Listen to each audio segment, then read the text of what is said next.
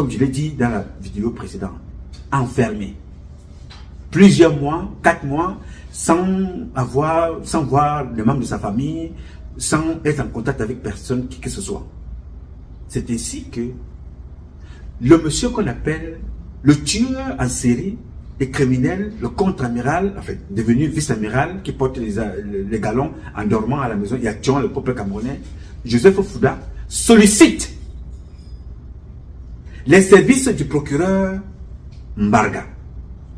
Il sollicite, c'est en Guinée-Conakry que moi j'ai l'information qu'un procureur est venu intervenir pour le cas de Korocha. On m'a démontré les papiers, on m'a montré les images. Vous savez, il y a certains pays et certains endroits que quand vous vous présentez là-bas, on est obligé de vous filmer. Oui, moi-même, je vous dis, quand quelqu'un arrive chez moi, à New York, ou à Los Angeles, ou même quand je suis dans une chambre d'hôtel, c'est moi-même qui installe une caméra dans ma chambre. Parce qu'il faut toujours qu'il y ait une grâce, même si on me fera du mal demain. Parce qu'à l'hôtel en bas, il y a les caméras. Dans les restaurants, il y a des caméras. Dans les rues, il y a des caméras. On te verra toujours. Donc c'est ainsi que le monsieur qui est allé rencontrer les autorités, notamment ses camarades magistrats, pour demander, contribuer, aider et solliciter leur soutien pour la libération de Koro Chang, est un magistrat camerounais à la personne de Mbarga, le procureur Mbarga des ECA. Il n'a pas quitté le Cameroun tout seul parce qu'il ne connaît pas Koro Chang.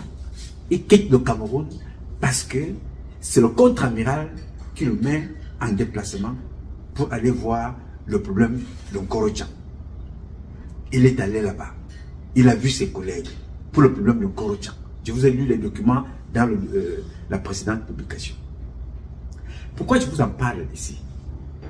Je vous en parle parce que chaque fois quand Parfait Bapou avait des problèmes, le procureur Mbarga observait ça comme s'il n'était pas concerné. Quand Aïssé Nanga, le lieutenant-colonel de gendarmerie, officier supérieur, est en problème avec le même contre-amiral, il disait que les réquisitions démontrent que voilà le numéro avec lequel nous parlons. Voici ce que nous disons. Voici les plaintes qui ont été écrites par moi. Voici celui qui les a récupérées pour aller donner au contre-amiral. Comment se fait-il que les plaintes que moi-même, en tant qu'officier supérieur, j'ai rédigées, j'ai donné à un faux contre-amiral, comment se fait-il que la même plainte se retrouve entre les mains du vrai contre-amiral? Il y a un lien quelque part. Pendant que ces enfants-là et d'autres, dans la Fengakam, se battent pour démontrer qu'ils sont en contact avec le contre-amiral et celui qui les met en mission, et c'est avec lui qu'ils travaillent, le procureur Mbarga observe ça. Il est assis, il regarde alors qu'il est concerné. C'est ce que je vous avais dit ici, mes chers amis, mes chers compatriotes. Chaque fois que tu regardes quelque chose se passer à côté de toi, tu n'agis pas en bien ou en mal, tu es une victime en sursis. Le procureur a observé l'emprisonnement, l'incarcération, la bastonnade infligée à Parfait Bapou. Le procureur regardait. Il a regardé, il a écouté comment on a tiré sur un gendarme qui marche aujourd'hui avec des balles sur le corps. À la demande du contre-amiral de l'époque, aujourd'hui vice-amiral, le procureur était là, il observait. Alors que ce procureur, qui observait en attendant que son tour arrive de passer à l'abattoir, est en contact avec le contre-amiral, et je vous le donne en mille. Qui a mis le procureur Mbarga en contact avec le contre-amiral? Mbapou Parfait. Yes, c'est Mbapou Parfait qui les met en contact. Comme il est d'ailleurs, il a mis pas mal d'autres, beaucoup d'entre eux, en contact avec le contre-amiral. Mais quand il avait des problèmes, personne ne bougeait. Personne ne lève le petit doigt. Croyant que, alors, laissez Mbapou mourir. Laissez Mbapou aller en prison. Le droit, ça te protège parce que tu as montré que tu es fidèle au contre-amiral. À l'époque, aujourd'hui, vice-amiral. C'était sans connaître ce tueur froid. Quand il a fini, en fait, ils n'ont pas encore fini, constatant Je veux dire, quand il a fini avec Mbapou Parfait, bien qu'il n'ait pas encore fini, avec Mbapou Parfait, Aïssi Nanga, le colonel et les autres, voyant donc maintenant le danger qui vient de la communauté internationale, de ce qui s'est passé et des auditions de ce que la fille a dit là-bas, du côté de la Guinée-Conakry, il s'est dit que ça peut remonter vers lui. Il a donc commencé, de par les sorties de certains communicants qui parlent pour lui, à vouloir se décharger progressivement de Mbarga, le procureur. Ne sachant pas qu'il faut faire attention quand on a affaire à un magistrat. La manipulation a des limites. Le magistrat ayant vu ce qu'il a fait à Mbapou Parfait, même comme le magistrat n'avait pas intervenu pour aider Mbapou Parfait, dit que voilà, ce monsieur-là, moi-même je travaille pour lui. Il m'a envoyé en mission à tel endroit, il m'a envoyé à tel endroit, il m'a envoyé à tel endroit, il m'a envoyé à tel endroit. Mbarga n'a jamais fait ça. C'est ce que je vous ai toujours dit, l'apprentissage par observation. Si tu restes tranquille pendant qu'on est en train d'abattre l'autre, tu crois que toi tu seras exempt. Tu es une victime en sursis. C'est ce qui arrive à Mbarga aujourd'hui. Alors, voyant le danger venir du côté de l'international, le tueur froid, vice-amiral, porteur de galons sans rien faire, endormi au bureau, a décidé de dénoncer et d'accuser le procureur Mbarga.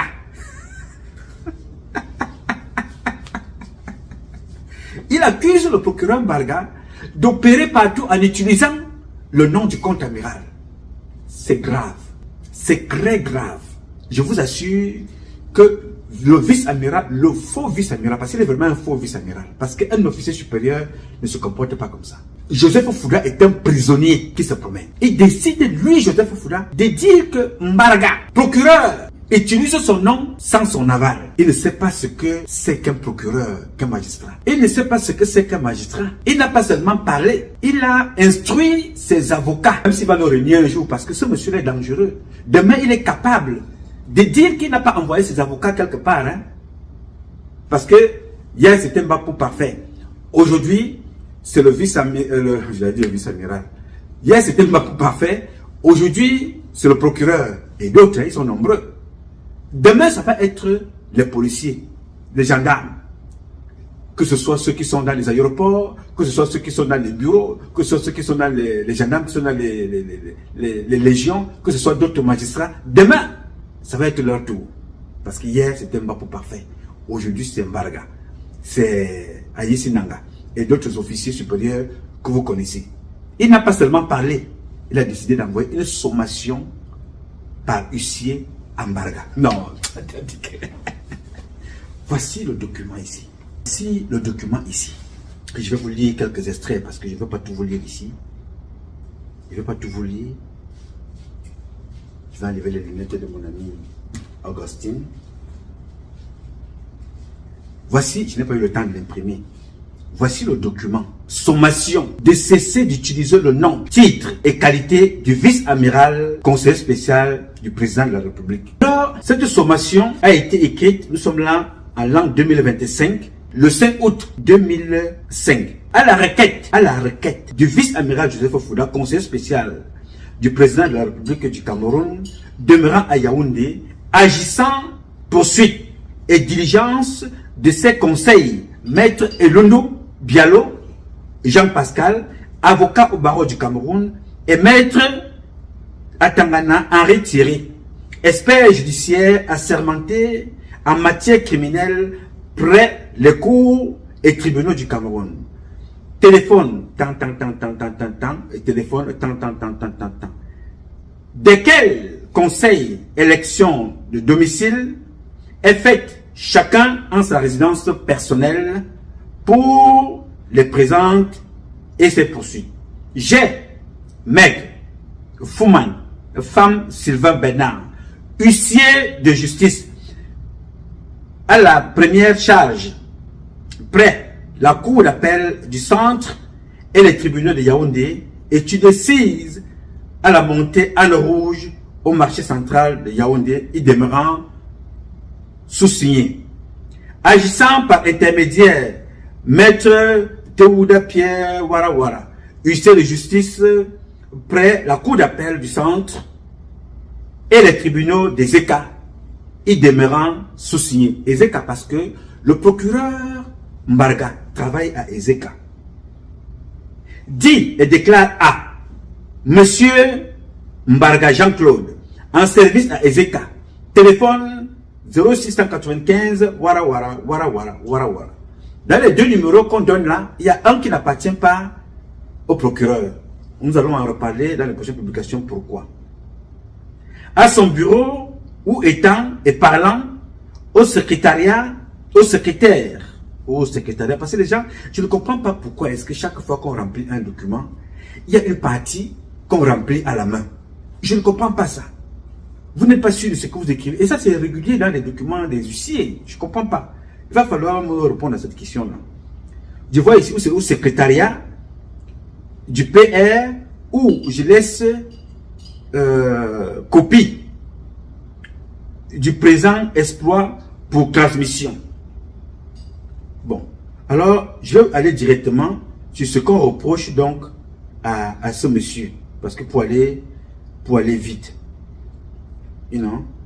on dit cessez immédiatement tout usage frauduleuse du nom ou de la qualité de mon requérant, car rien ne saurait justifier le contexte de cette usurpation.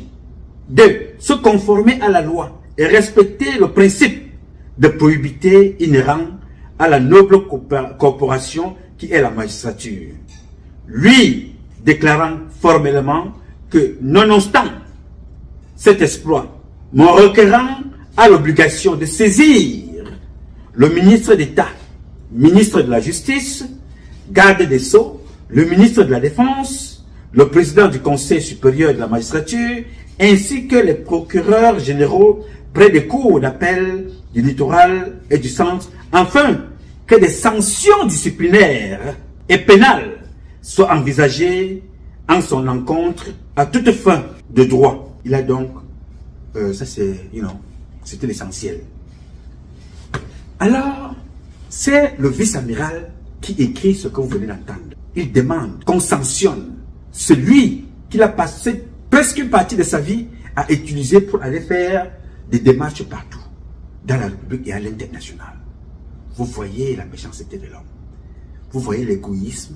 Vous voyez l'esprit criminel qui habitait certains de nos compatriotes. Fut-il des généraux? Fut-il des procureurs? Vous voyez ce qui se passe dans la République du Cameroun? Voilà la situation que j'ai voulu partager avec vous. En ce moment bien précis, ça court. Le document que vous voyez là a été envoyé au ministre de la Défense, au garde des Sceaux, aux procureurs généraux de notre pays, le Cameroun. Un tueur de la République passe son temps à détruire les carrières des enfants qu'il envoie commettre, poser des actes à gauche et à droite. Des actes normaux et des actes anormaux. Des actes criminels et d'autres pas criminels. Mais lui, il se protège. Et il dit qu'il est le conseiller spécial. Et c'est à ce titre-là qu'il envoie des ordres partout. À la gendarmerie, au groupement, à la légion, à l'état-major, dans des ministères,